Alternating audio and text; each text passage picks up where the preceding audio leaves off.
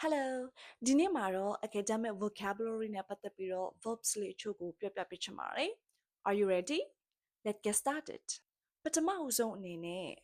reside reside ဆိုတာကြတော့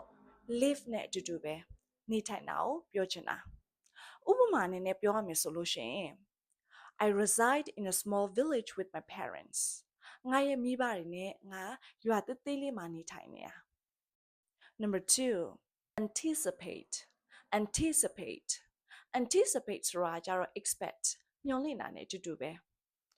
For example,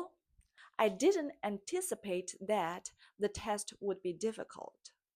ဒီစာမေးပွဲကခက်လိမ့်မယ်လို့ငါမမျှော်လင့်ထားခဲ့မိဘူး Number 3, elucidate. Elucidate.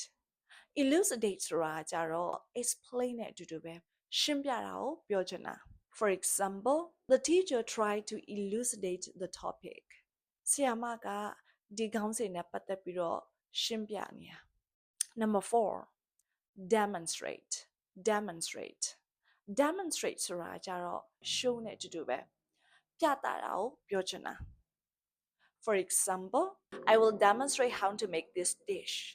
ဒီဟင်းပွဲကိုဘယ်လိုချက်ရမလဲဆိုတာကိုငါပြပေးမယ်ကဲဒါဆိုလို့ရှိရင်နောက်တစ်ခါဒီစကားလုံးလေးတွေကိုကိုယ့်ရဲ့ academic writing ထဲမှာထည့်သုံးလို့ရပြီ Bye bye catch you in my next video